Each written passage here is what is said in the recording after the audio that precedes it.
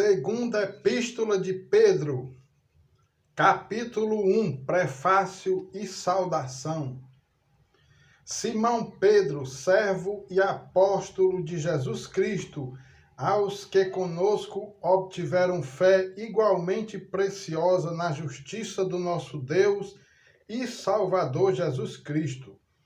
Graça e paz vos sejam multiplicadas no pleno conhecimento de Deus e de Jesus nosso Senhor. A prática progressiva das graças cristãs e seus resultados.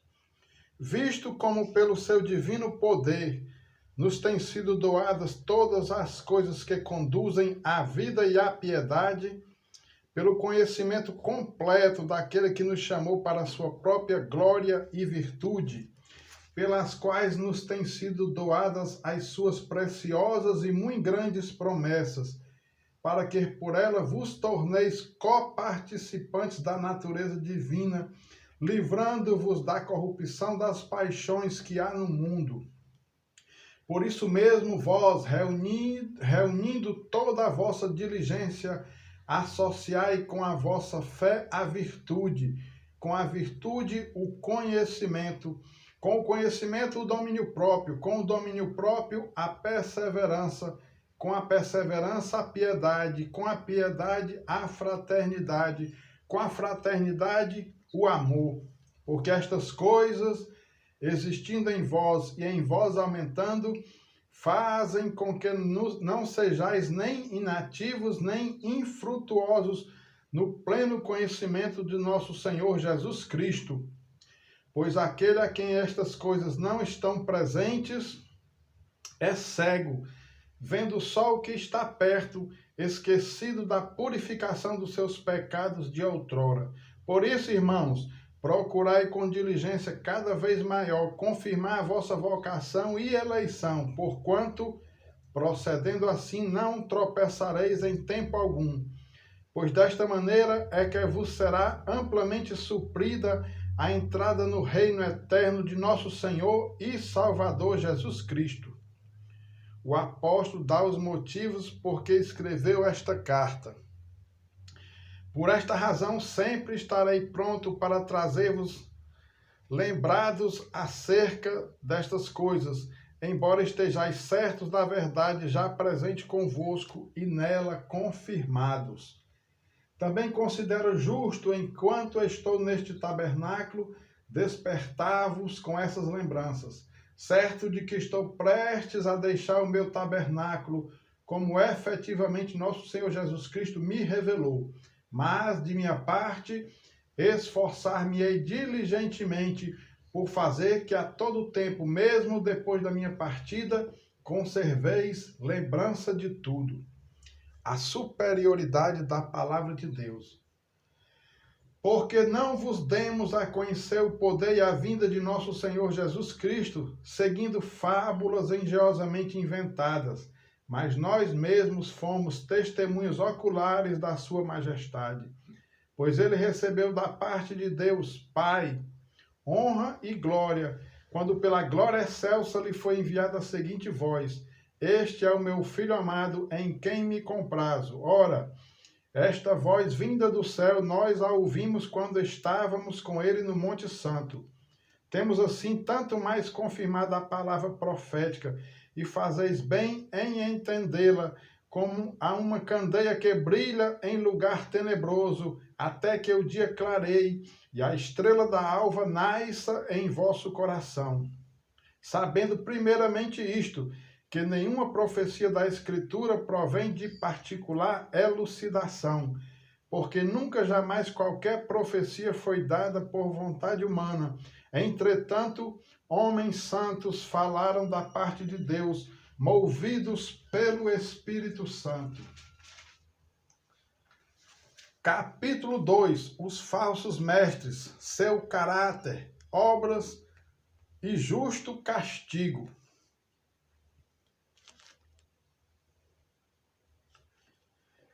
Assim como no meio do povo surgiram falsos profetas, assim também haverá entre vós falsos mestres, os quais introduzirão dissimuladamente heresias destruidoras, até ao ponto de renegarem o soberano Senhor que os resgatou, trazendo sobre si mesmos repentina destruição. E muitos seguirão as suas práticas libertinas, e por causa deles será infamado o caminho da verdade. Também movidos por avareza farão comércio de vós, com palavras fictícias. Para eles o juízo lavrado a longo tempo não tarda, e a sua destruição não dorme. Ora, se Deus não poupou anjos quando pecaram, antes precipitando-os no inferno, os entregou a abismos de trevas, reservando-os para juízo, e não poupou o mundo antigo, mas preservou a Noé, pregador da justiça, e mais 7 pessoas, quando fez vir o dilúvio sobre o mundo de ímpios, e reduzindo a cinzas as cidades de Sodoma e Gomorra, ordenou-as à ruína completa, tendo-as posto como exemplo a quantos venham a viver impiamente, e livrou o justo Ló, afligido pelo procedimento libertino daqueles insubordinados. Porque este justo, pelo que via e ouvia quando habitava entre eles, atormentava a sua alma justa cada dia por causa das obras iníquas daqueles. É porque o Senhor sabe livrar da provação os piedosos e reservar sob castigo os injustos para o dia do juízo. Especialmente aqueles que, seguindo a carne, andam em imundas paixões e menosprezam qualquer governo, atrevidos, arrogantes, não temem difamar autoridades superiores, ao passo que anjos, embora maiores em força e poder, não proferem contra elas juízo infamante na presença do Senhor.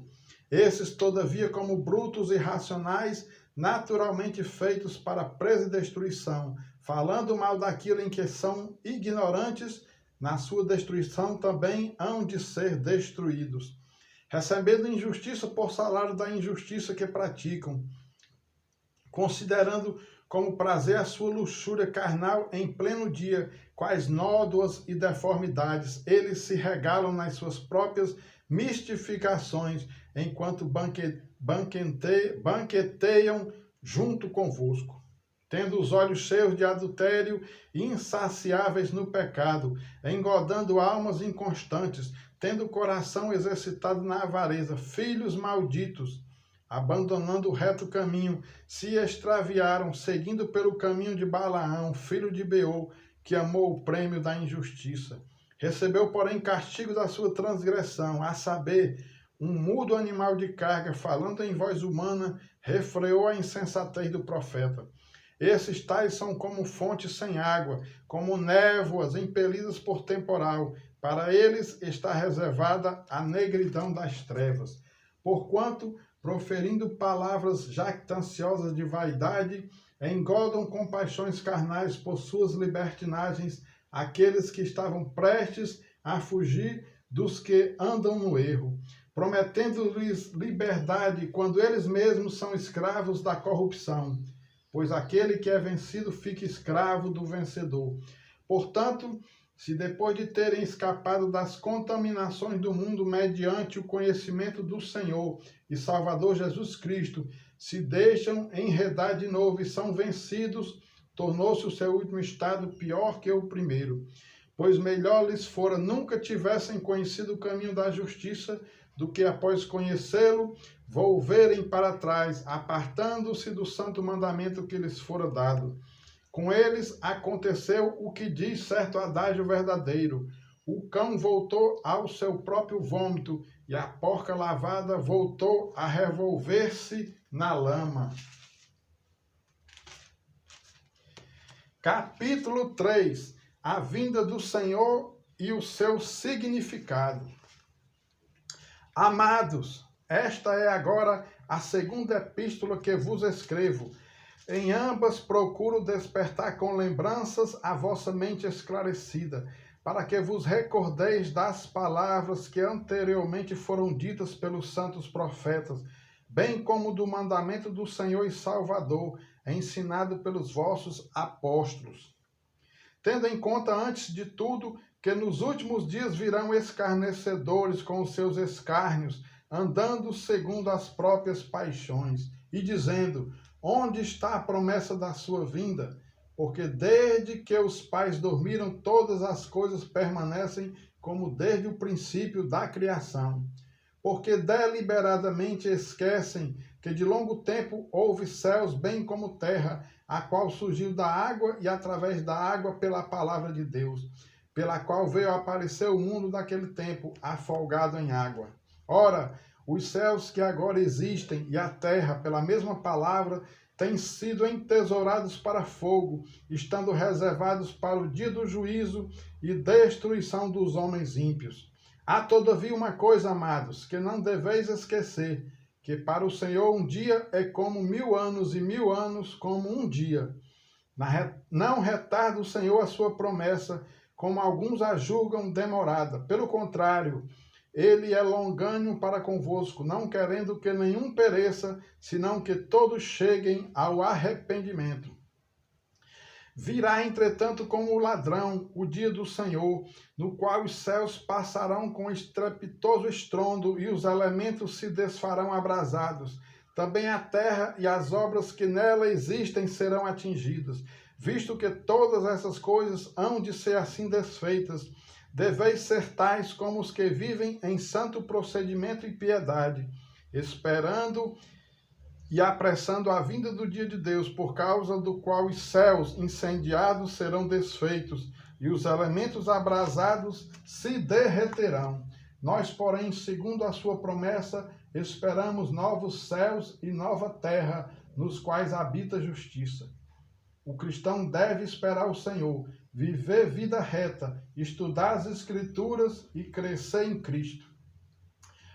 Por essa razão, pois, amados, esperando estas coisas, empenhai-vos por seres achados por ele em paz, sem mácula e irrepreensíveis, e tende por salvação a longanimidade de nosso Senhor, como igualmente o nosso amado irmão Paulo vos escreveu, segundo a sabedoria que lhes foi dada, ao falar acerca destes assuntos, como de fato costuma fazer em todas as suas epístolas, nas quais há certas coisas difíceis de entender, que os ignorantes e instáveis deturpam, como também deturpam as demais escrituras, para a própria destruição deles. Vós, pois, amados, prevenidos como estáis de antemão, acautelai-vos, não suceda que, arrastados pelo erro desses insubordinados, descaiais da vossa própria firmeza. Antes, crescei na graça e no conhecimento de nosso Senhor e Salvador Jesus Cristo.